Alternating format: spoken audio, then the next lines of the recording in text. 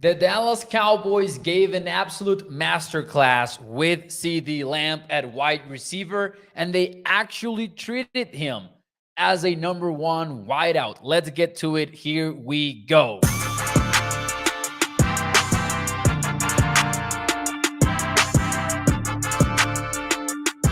What is up, everyone, and welcome into A to Z Sports Dallas Prime Time. I am your host, Mauricio Rodriguez, streaming with you live every Sunday through Thursday night at 8 p.m. Central here on Dallas On Demand Sports Talk Network with a lot more content coming your way. Make sure that you check out atozsports.com/Dallas. And as always, do me a favor and hit the like button for me because every thumbs up puts this show in front of more and more Cowboys fans. What's up, everybody? Welcome to the show on a Wednesday night, the day after Halloween, 1st of November, one day away, as Toxic says, of the Feliz Dia de los Muertos. So excited about that too. But tonight, we'll get into some tape, some X's and O's, specifically the CeeDee Lamb catches. I was going to take a picture. So just quick disclaimer and quick apology, by the way. Sorry for the delay on the show. Had some technical issues among other stuff.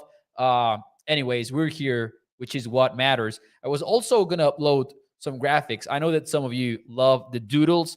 I have charted every single CeeDee Lamb catch.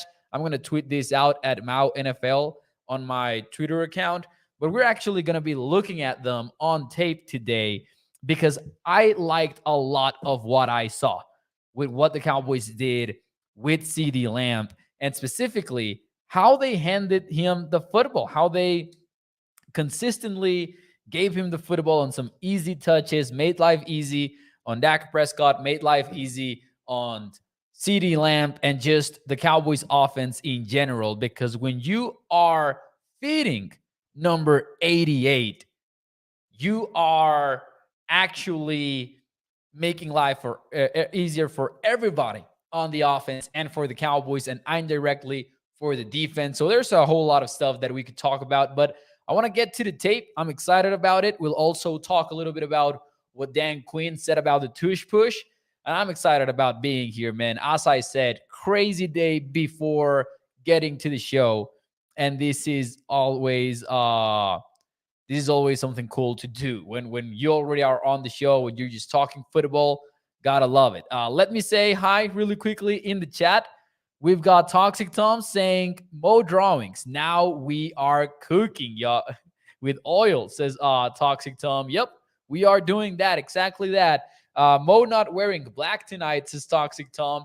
You know, the funny thing is, usually when I'm wearing like a black shirt, it's usually my A to Z Sports shirt, but with the shot and the frame that I have, you cannot see the logo, so sometimes it is pretty useless to actually wear those shirts. I need to figure out how to frame myself a little bit better so you can appreciate the A to Z Sports shirt instead of thinking that I just wear all black all the time because I'm depressed or something. All kidding aside, ladies and gentlemen, I'm not going to keep you waiting. Let's get to the tape here really quickly. Bear with me as I figure out the technical side of this. I'm a boomer. You already know this. First CeeDee Lamb play, big play of the day. You already know it.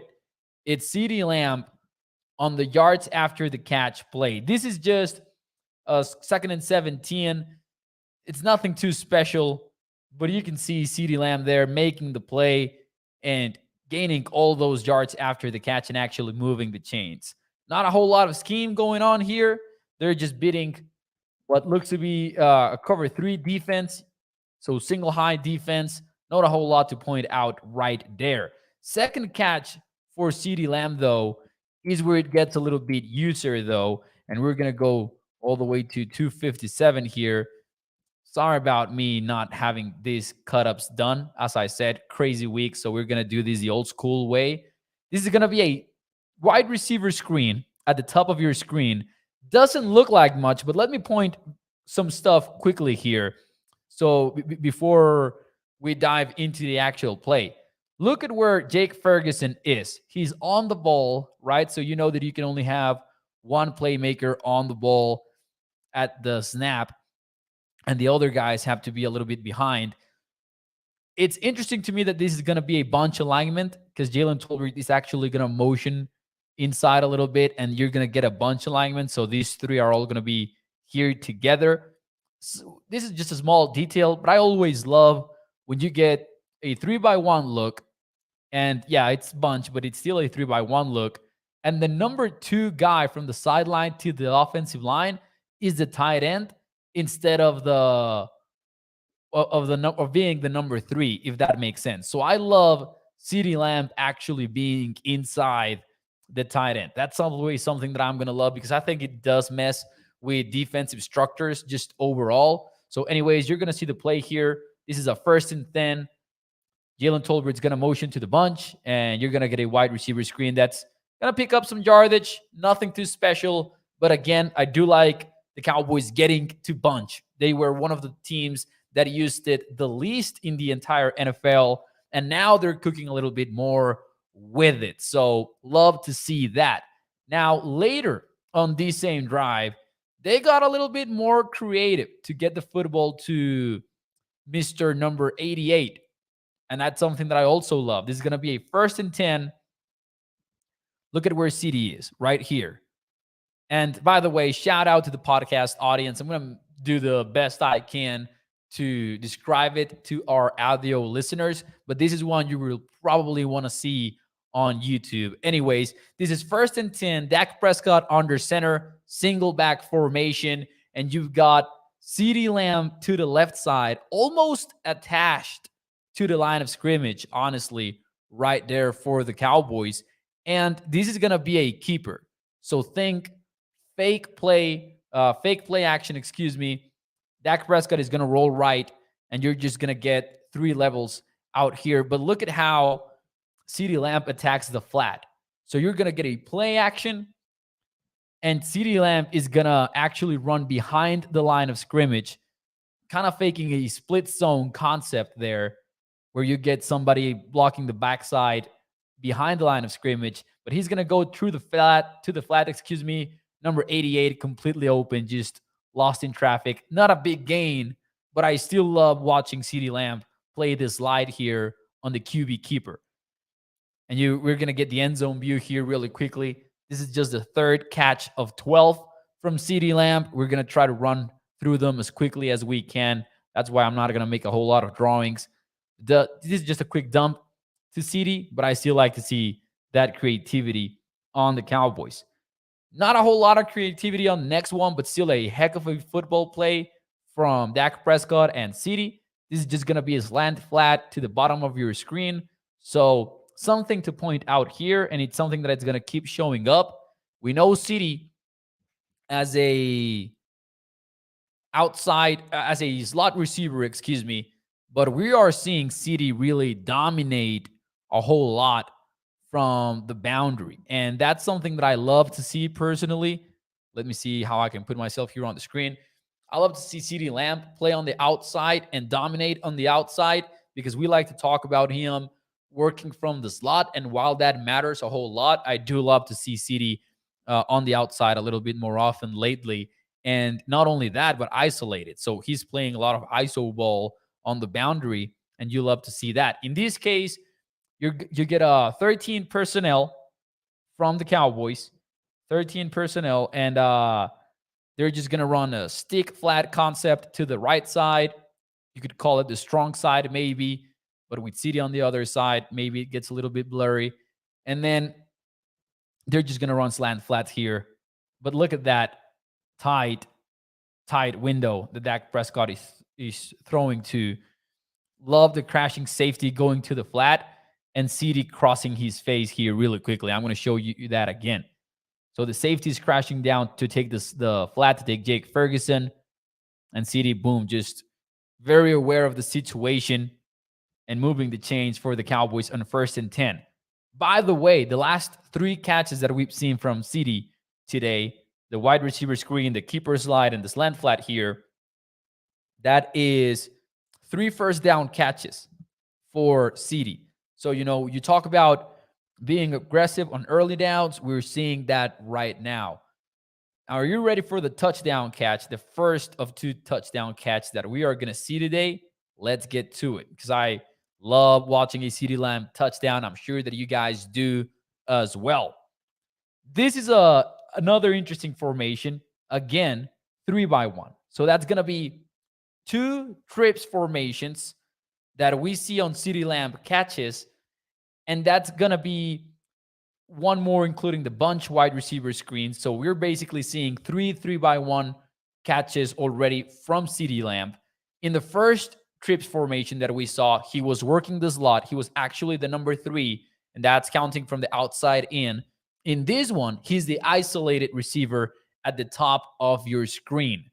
And what I love about this one is that Dak Prescott is going to look off the safety to the right side and leave the corner on an island with CeeDee on the backside, and he nails this throw. CeeDee Lamb nails the catch, and everyone has a good time.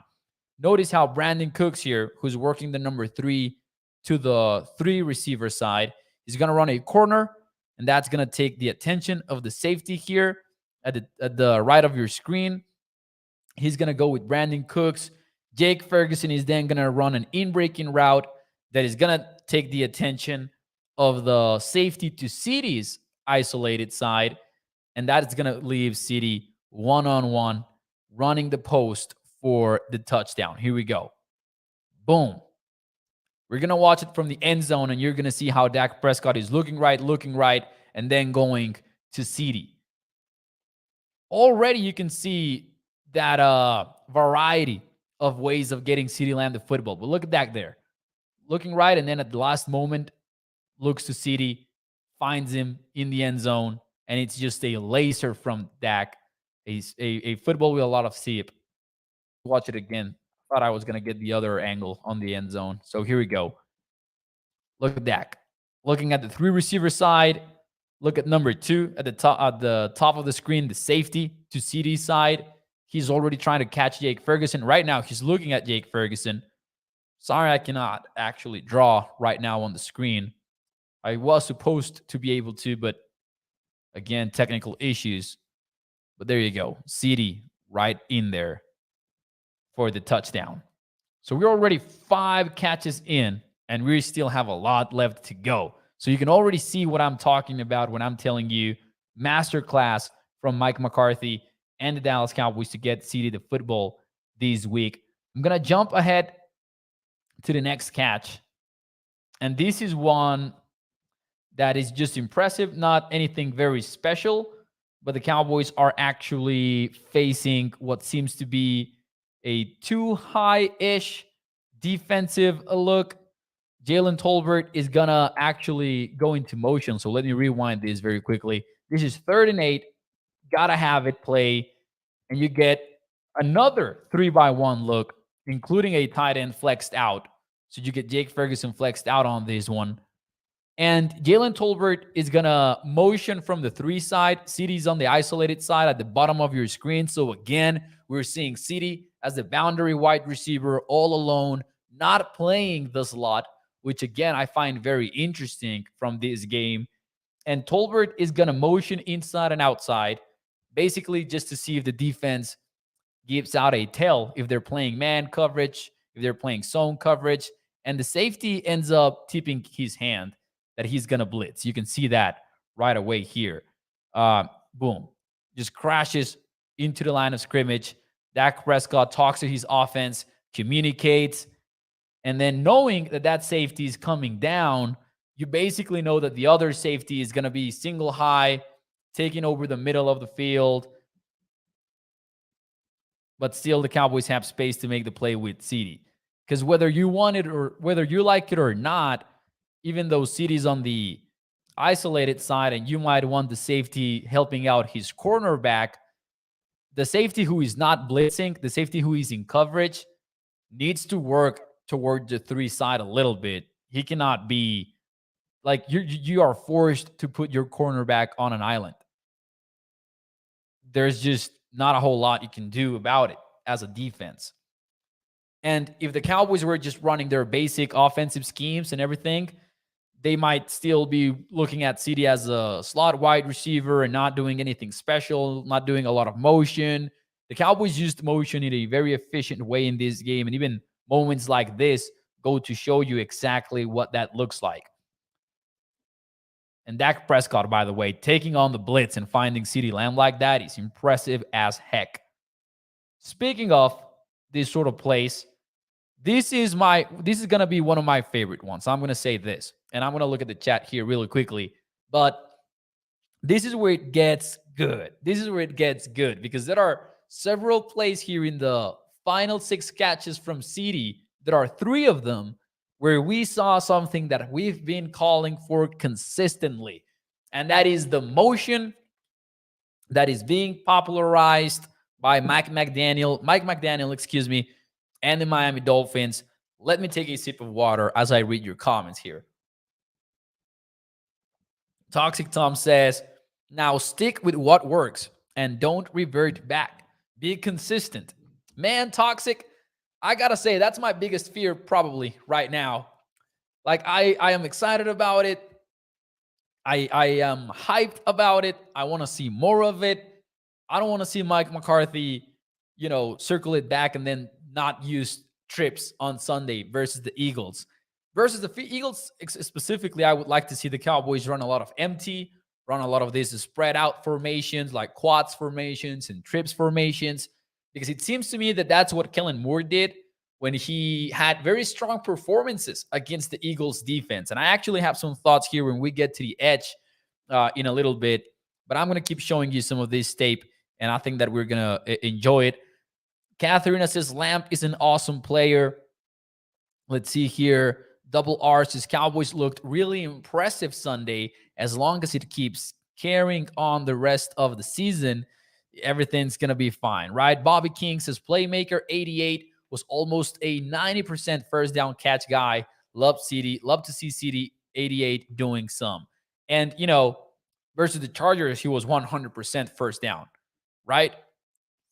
All of these plays were pretty successful to me. I don't know about the success rates that are probably not at 100%, but even 1 third down where he didn't move the chains, he basically set up the 4th and 1 where the Cowboys went for it and got it. Now, let's get to some of these plays that I'm talking about them being just absolutely amazing in the sense that that's what we've been wanting to see for a long time. So I'm going to jump ahead. This will be catch number 7. So I'm going to jump ahead here. I feel like a teacher that doesn't know how to use the computer sometimes. Anyways, here we go. 1st and 10. This is at the end of the second quarter. Look at that beautiful sight. Dak Prescott running an empty formation on offense. Look at the bottom of your screen. You've got trips again on the top of the screen, and you've got CeeDee as the ISO wide receiver at the bottom of it. But this time, the tight end is to CeeDee's side, which will matter in a moment here, because look at what Jake Ferguson is going to do here. And when we talk about wide receiver 1 treatment, this is what I'm talking about.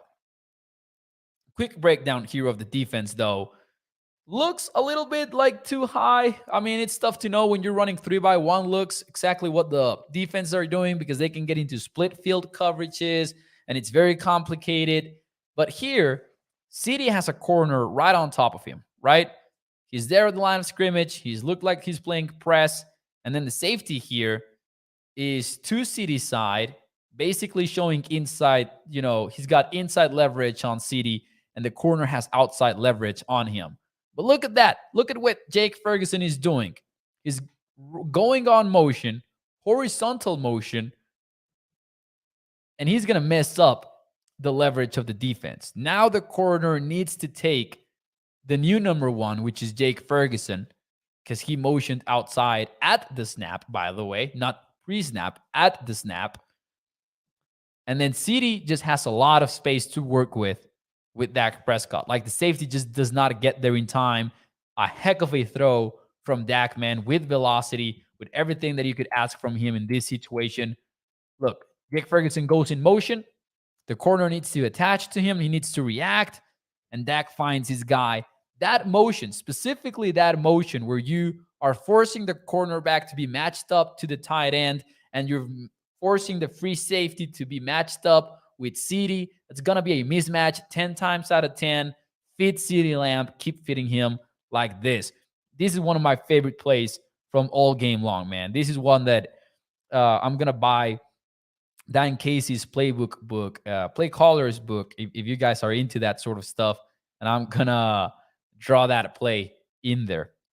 That's how excited I am about it. This is the exact next play, by the way. 1st and 10, not a lot going on. Wide receiver bunch screen. This time, though, it's 3 wide receivers. The first time that they had called a bunch wide receiver screen, it was with Jake Ferguson at the line of scrimmage. This time it's Brandon Cooks and Tolbert doing the blocking. Not a successful play, though. CeeDee is basically tackled at the line of scrimmage. But since we're looking at every catch, I had to include it. Didn't take long for CeeDee to make up for that, by the way, because right away, he got himself a touchdown. 3rd and 8 in the same drive from the 22-yard line. Second quarter, nearing the 2-minute warning. What are we seeing here? And man, I love that we are saying it again and again and again. A 3-by-1 formation. That is right. From empty. 3-by-2 formation, actually. It's not 3-by-1. It's trips formation, but it's not 3-by-1 because you actually have 2 guys on the other side. And this is going to be a scramble drill from Dak, but I still like the design. The Rams have 2 high safeties. And since it's 3-by-1, it gets complicated because the 2 outside receivers to the trip side are actually going to run verticals. So Brandon Cooks is going to be on a vertical and he's going to release outside. So the cornerback is basically going to turn his back to the quarterback. CeeDee is also running a vertical and he's matched up versus the nickel here. But Jake Ferguson is running an in-breaking route, but he runs deeply enough to get the attention of the safety. And then on the other side, you get Kevontae Turpin doing the same. So the 2 safeties basically are drawn into the in-breaking routes that are deep routes, leaving CeeDee Lamb literally alone because the nickel kind of messes up his coverage, like he passes it off. Not exactly what's supposed to happen here in the Rams defensive coverage. But this is CeeDee just running deep, lost in coverage right there. And Dak is here scrambling because he's pressured. But look at the 2 in-breaking routes here from Kevontae Turpin at the top of your screen and Jake Ferguson at the middle of the screen. He's also breaking in. And look at the safeties. The safeties are both stepping towards the middle of the field. And CeeDee is just all alone. And Dak Prescott just sees him. And that's an easy touchdown from the Cowboys. I'm telling you, man, this game was awesome for the Dallas offense. Like, I don't remember being this excited about a Cowboys performance in terms of X's and O's, offensively speaking, and in terms of Dak Prescott and CeeDee just balling out. Because this is an insane play from Dak Prescott, too, just throwing on the run. Of course, CeeDee is wide open, so you could argue he was playing on easy mode a little bit there. Let's see here. Some of the comments here. I see some of the excitement going on in the chat. I see Toxic just bracing himself for disappointment. He says, I just don't trust this team. When stuff is going their way, they look incredible. When they have any type of adversity, they fold like a cheap wallet. And the thing about the Eagles game, which is going to be interesting, is they are likely going to be hit with adversity at some point in that game. So we'll see how they answer to that. You guys remember that I complained a whole lot about a play where the Cowboys did not seem to have a hot route on their offensive play. This is one of them where it does work. So this is going to be play action or RPO. I'm not exactly sure because I'm not sure if this is just a natural RPO or CeeDee is actually running a hot route. We can argue about that all we want. But we're also gonna see a tight end motion like the one that we were raving about earlier in the show. You're gonna get Jake Ferguson here motioning to the outside and running a sort of a wheel route, and CeeDee is gonna basically stop and turn to the quarterback, running like a flat route, because the safety at the top of your screen is actually gonna blitz and he's gonna be unblocked. That's why I think this is a hot route. But you're gonna see it right here. This is a play action. Look at the motion though. Look at the motion and look how it basically takes the cornerback away from CeeDee. The cornerback is once again matched up versus the tight end instead of CeeDee Lamb, which is not what the Rams should want. And since they had called a safety, this is just either a give me play action or a give me RPO. Dak is going to change his launch point, and CeeDee is so all alone there to make the catch. This is 1st and 10, not a big gainer, but I do like the answer to the hot route, to the blitz. You know, this could have been a disaster play where he is sacked right away, but Dak sees it, CeeDee sees it, and they show the chemistry and the understanding of the offense to where he just turns around and goes ahead and makes the play. That is a 10th catch. We have 2 more, and basically the one that is special is the next one here. And then we are going to stop watching the tape. Do not worry about that. Actually, it was this play. Let me rewind it very quickly. Again, same motion at the top of your screen. Ferguson attached to the line of scrimmage as a tight end. CeeDee isolated, and then Ferguson goes in motion, messes up the Rams' defensive structure, and then CeeDee is just open one-on-one versus the safety. Notice what I'm saying. How many of these catches were not against the top cornerback of the Rams? It's against the safety. It's against the Mike. It's against this one and that one. It's just fun plays all around, man. And easy plays for CeeDee specifically. All that being said, the last catch of the day is just a simple slant, I believe. Let us see here very quickly. No, it's actually, yeah, it's a sort of slant, excuse me. It's going to motion inside, then going to motion back outside. You're seeing it on the screen right now. Nothing too special about this one, but still an easy play for CeeDee. And Dak and CeeDee, man, they seem to have a very cool chemistry in those slants. Dak is willing to throw into those tight windows, and CeeDee knows where to be. These look easy, but they're not easy. And I'm excited about the Cowboys actually nailing them at a consistent rate. So there you go. Sorry about not having like the drawings and everything. I am going to share the drawings though on Twitter at MauNFL, the ones that I have right here, as I said, but you can follow me and you can check them out there. I'm going to tweet them right after the show is over. I wanted to draw on the screen as I showed you these plays, but man, I was not able to at all. So we're going to try again next week and maybe try our hand at technology a little bit better next time that we are here. All of this to me matters a whole lot, because let me know in the chat, do you agree or disagree that the Cowboys' biggest edge against Philly would be the Eagles coverage not being great? I think that's where the Cowboys' biggest edge on this one could be. Specifically, when you look at past performances between these two teams, and yeah, it's a different offense, and it's also sort of a different defense, by the way. Don't let the fact that, Desai is a new defensive coordinator, but they're still doing a lot of the same stuff. Don't let that fool you. The Desai defense is actually very evolved, and there's a lot of communication going on, and there's a reason why they were able to slow down the Miami Dolphins. However, I still believe that when you have somebody like CeeDee and, you're going to match him up against Darius Slay potentially, or whoever they play at nickel this week, I would say, man, that's an edge. I think that if you're going to scheme CeeDee Lamb, if you're going to scheme for CeeDee Lamb like this, you are going to get some results.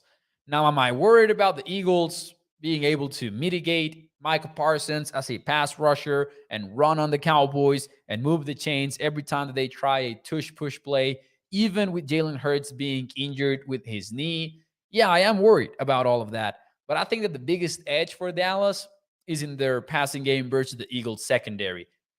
PFF grades I know are controversial, but they are 23rd in the NFL in coverage grades. And I do think that matters a little bit on this one because the Eagles have a good scheme. I'm not sure that they have a very good group of cornerbacks. I mean, Darius Slay is good, but I'm not sure if I'm picking Darius Slay on that battle versus CeeDee.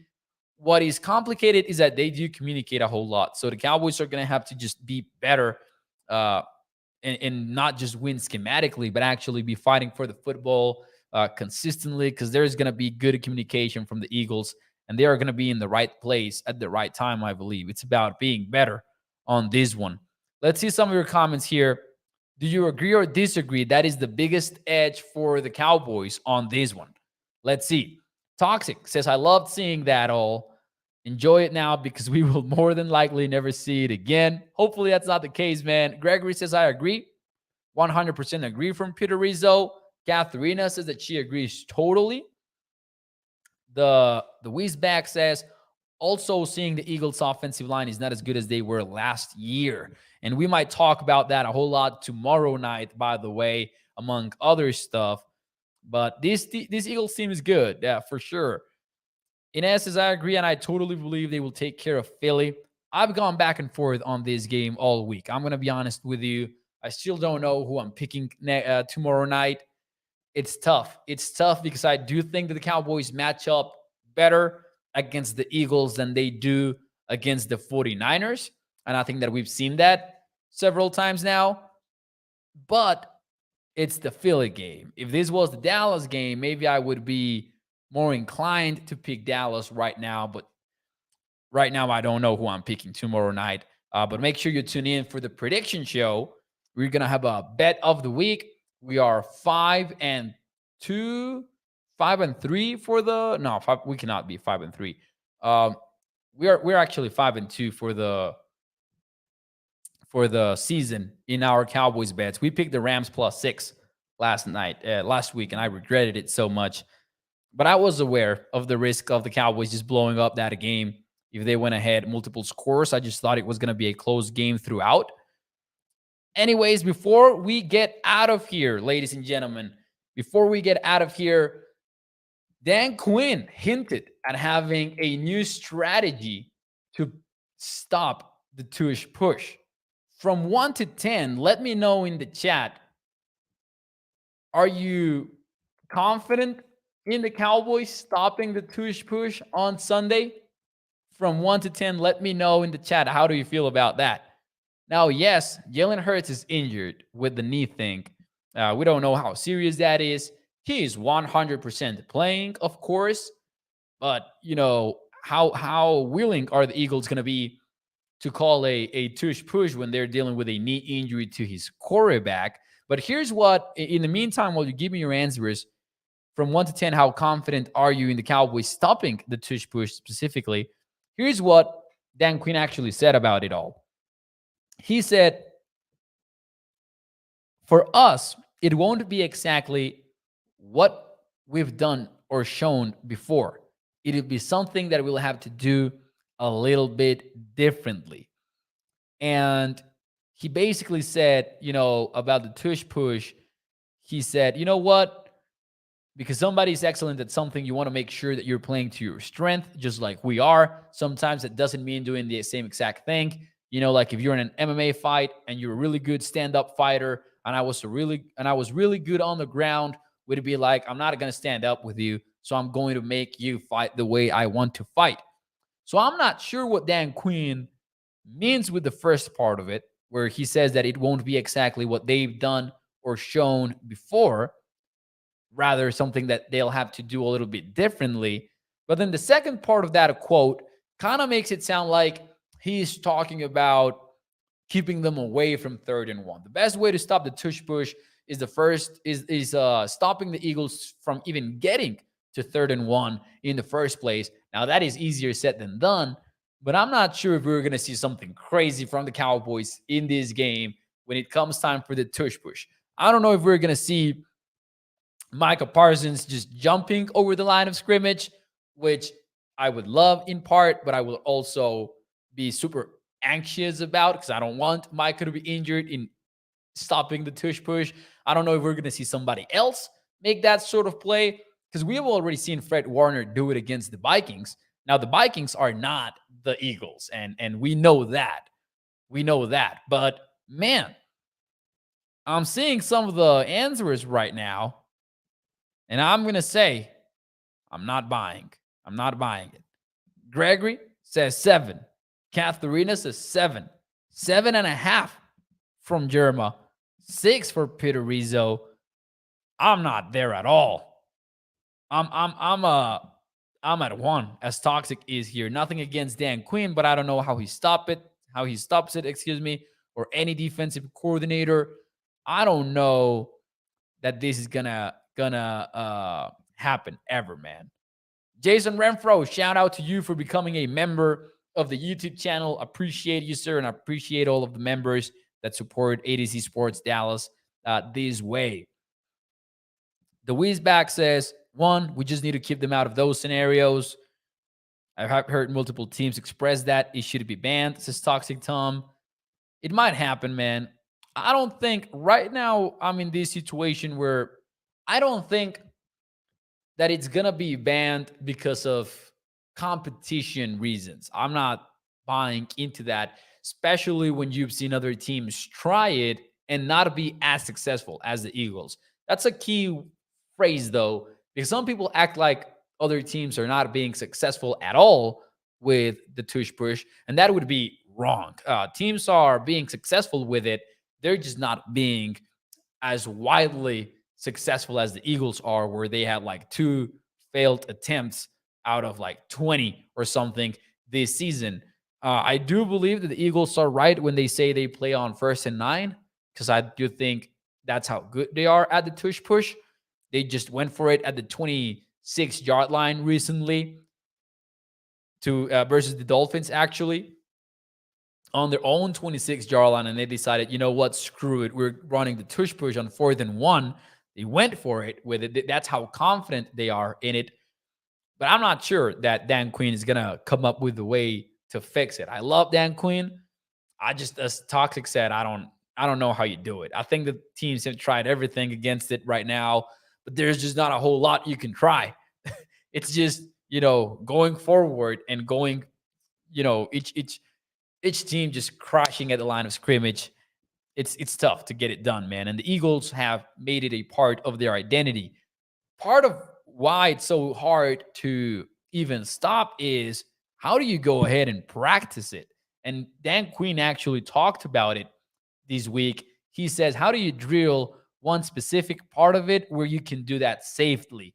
We certainly cannot have Cooper Rush and Trey Lance in practices hunkering down and seeing what happens, Instead, he said, you take a specific part of it, you take it out of that scenario, and then you practice it sort of like a one-on-one drill, I would assume, like center versus nose tackle, go ahead and stop it. Maybe that's how the Cowboys are practicing for it, but you cannot have a full tush push drill because that would be probably dangerous for the team. And then it's already week 9, so you could see some of those change-ups that they like to throw in there. We saw a sweep last week versus the Commanders. We could see more of that on Sunday, but if you're accounting for that, then you are removing 2 players that could be pushing down on the quarterback when the actual tush push happens. So I'm not super excited about that part of the game, but I do think, as Dan Quinn said, it will be one part of the game, honestly. And he said it gets a lot of attention, but those throws to A.J. Brown go a lot further than that 1-yard sneak. They've got a bunch of explosive plays, and that is true. That is true. The tush push is so famous right now that we tend to forget that the Eagles are good for more reasons than that. They've got Devonta Smith and they've got A.J. Brown.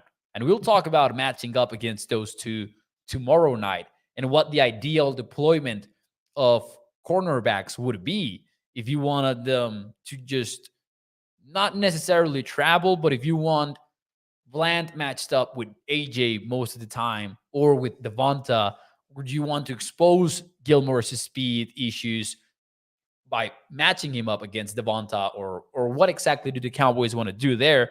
We're going to talk about that tomorrow night for sure. But yeah, make no mistake about it. The Eagles are good beyond the tush push.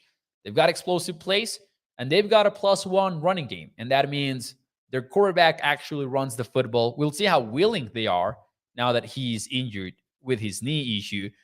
Gonna be a fun game, not gonna lie. Excited about it. Bruce says, how to stop the brotherly shove. Lowest man wins. It's just a rugby scrum. The thing is, I don't know that he's that easy. I've thought about that a lot. And man, if the guys that get paid millions of dollars to coach defensive football cannot figure it out, I'm sure that we're not going to be able to figure it out either. But I think that when defenses go low enough, then Jalen Hurts goes over the top and he's pushed over the top, if that makes sense. It's tough. It's tough to actually win that rep. But we're going to see how it all plays out. We're going to see if Dan Quinn's quote-unquote plan ends up working on Sunday. I'm excited about watching that part of the game. Ladies and gentlemen, as Gregory says, please smash the like button if you haven't already. If you enjoyed what you saw tonight, hit the like button for me. It helps me put this show in front of more and more Cowboys fans. That will be it for me tonight. Not gonna lie, it was a long Wednesday. Excited about it being over, excited about us talking about Cowboys football tonight on the show. And I'll see you tomorrow night, Thursday. Thank you to Gregory for the comment. Thank you to Bruce, Toxic, Katharina, Inez, everyone who is saying hi in the chat. I appreciate you and you taking your time. Let's see the Rangers. I don't want to say what we're going to see, but hey, I think I don't want to jinx anything. Let's just go watch the World Series and have fun with it. Thank you so much. I'll see you tomorrow with a prediction show. Let's go.